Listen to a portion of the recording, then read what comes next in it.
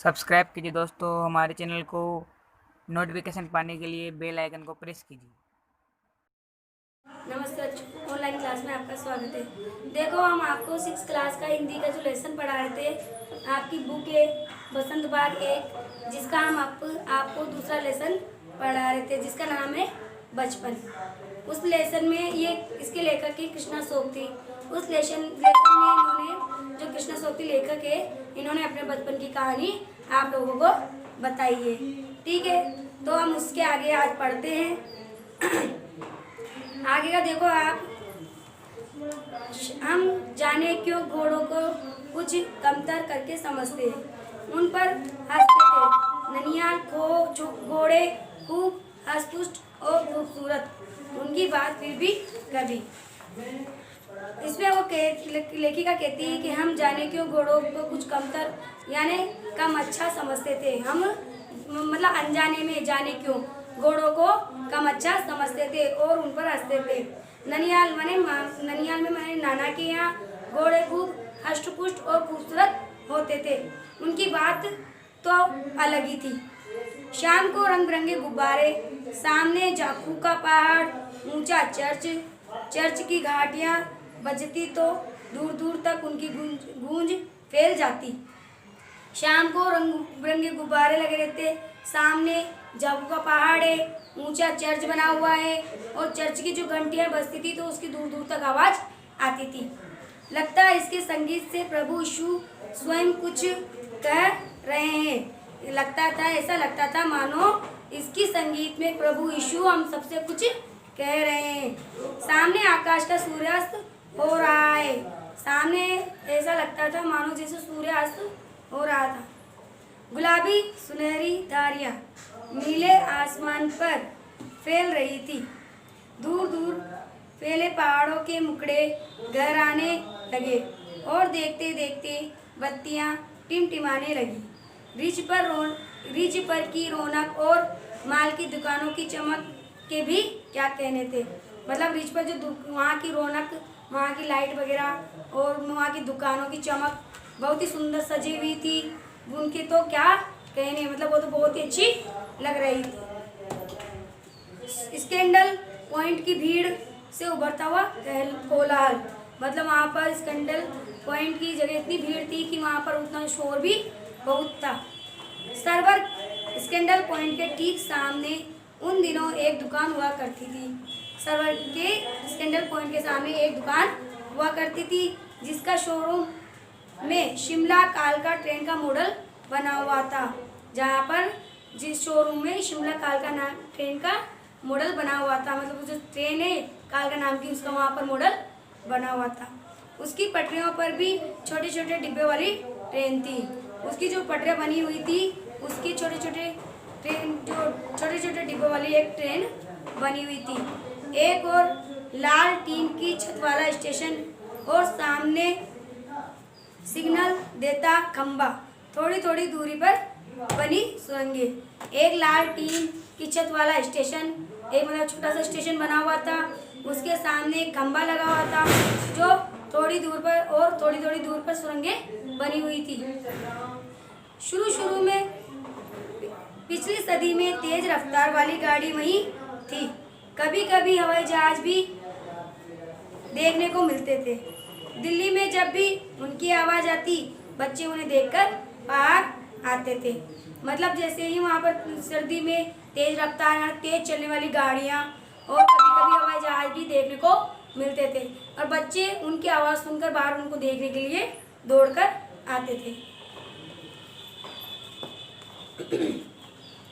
एक भारी भरकम पक्षी उड़ा जा रहा है पंख फैलाकर, यह देखो, और वह गायब। उसकी स्पीड भी इतनी तेज लगती, वैसा लगता था मानो कोई पक्षी आसमान में उड़ रहा हो। देखो, वो अपना पंख फैलाकर पक्षी आकाश में उड़ रहा है और इतनी तेज स्पीड से जाता है वो कि थोड़ी देर में गायब हो जाता है। हाँ, गाड़ी के मॉडल वाली दुकान के साथ एक और ऐसी दुकान थी जो मुझे कभी नहीं भूलती थी। गाड़ी के मॉडल की जो दुकान थी, उसके पास एक और दुकान थी जो मुझे अच्छी तरह याद थी। मैं उस दुकान को कभी भी नहीं भूलती थी। वह दुकान थी जहाँ मेरा चश्मा बना था। यह वह दुकान थी जहाँ पर मैंने अपना चश्मा बनवाया था। वहाँ आंखों के डॉक्टर अंग्रेज थे। वहाँ जो हमारी आंखें देखने वाले डॉक्टर थे वह अंग्रेज थे। शुरू शुरू में चश्मा लगाना बड़ा अटपटा लगा था। छोटे बड़े मेरे चेहरे की ओर देखते, मतलब शुरू शुरू में जब मैंने चश्मा लगाया तो मुझे बहुत ही अटपटा लगा और छोटे बच्चे बड़े बच्चे सभी मेरे ओर देखते थे। आंखों में कुछ तकलीफ थी, आंखों में मेरे परेशानी थी, कुछ तकलीफ थी। इस उम्र में ऐनक, दूध पिया करो, मतलब इतनी छोटी उम्र में तुम्हारे चश्मा लग गया है, तुम्हें अभी तो दूध पीने की उम्र है। मैं डॉक्टर साहिबा का दौरा देती, कुछ देर पहनोगी तो ऐनक उतर जाएगा। डॉक्टर साहिबा कहती कि कुछ देर इस चश्मे को पहनोगी तो आपके इसके नंबर उतर जाएंगे, ये चश्मा उतर जाएगा। वैसे डॉक्टर साहिबा ने पूरा आश्वासन दिया था, मतलब वैसे डॉक्टर साहिबा ने मुझे पूरा आश्वासन मैंने विश्वास दिलाया था, लेकिन चश्मा तो अब तक नहीं उतरा। डॉक्टर साहिबा ने मुझे पूरा विश्वास दिलाया था कि ये चश्मा उतर जाएगा, लेकिन यह चश्मा तो अभी तक नहीं उतरा। नंबर बस कम ही होते रहे, उसके नंबर ही कम होते रहे। मैं अपने आप इसकी जिम्मेदार हूँ, मैं अपने आप को इसकी जिम्मेदार मानती हूँ। जब आप दिन की रोशनी को छोड़कर रात में टेबल लैंप के सामने काम करेगी तो इसके अलावा और क्या होगा। जब आप रात सुबह की रोशनी को छोड़कर रात को टेबल लैंप की रोशनी में काम करोगी तो और क्या होगा, मतलब चश्मे के नंबर तो बढ़ेंगे ही सही। हाँ, जब पहली बार मैंने चश्मा लगाया तो मेरे एक चचेरे भाई ने मुझे छेड़ा, देखो देखो कैसी लग रही है। मैंने जब पहली बार चश्मा लगाया था तो मेरे भाई ने मुझे छेड़ा कि देखो ये कैसी लग रही है। आँख पर चश्मा लगाया ताकि सूझे दूर की, यह नहीं लड़की को मालूम सूरत बनी लंगूर की। आँखों पर जो चश्मा लगाया है दूर की देखने के लिए, लेकिन उसकी सूरत तो लंगूर जैसी लग रही है। मैं खीजी की मुझ पर यह क्यों दोहराया जा रहा है। मैं चीखी माने मैं चिल्लाई कि मुझ पर यह क्यों दोहराया जा रहा है। अब शेर बुरा ना लगा।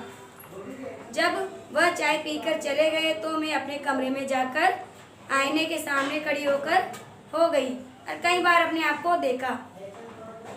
जब वो चाय पीकर चले गए तो मैं आईने के सामने जाकर खड़ी हो गई और अपने आप को मैंने आईने में देखा। ऐनक उतारी फिर पहनी, चश्मा उतारा फिर वापस उसको पहना। देखती रही और देखती रही। सूरत बनी लंगूर की, नहीं नहीं, हाँ हाँ। मैंने अपने छोटे भाई का टोपा उठाकर सिर पर रखा, कुछ अजीब सा लगा। मैंने अपने भाई की टोपी उठाई और अपने सिर पर रखी तो मुझे कुछ अजीब सा लगा, अच्छा भी और मजाकिया भी। तब की बात थी कि अब चेहरे के साथ कुछ घुल मिल गया है चश्मा।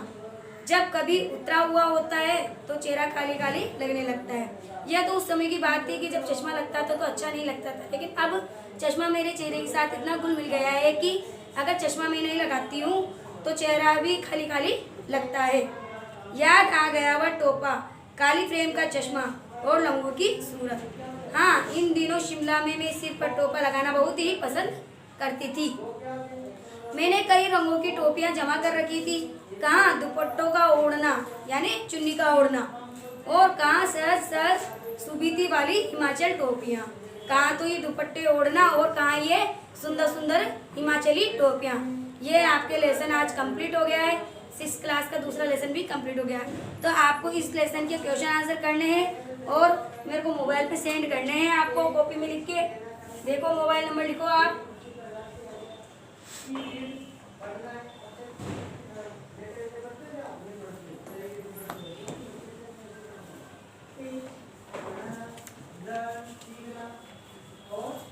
ये जो मैंने नंबर लिखे हैं मोबाइल नंबर, आप इस पर होमवर्क करके कॉपी में मेरे इस नंबर पर सेंड कर देना, ठीक है।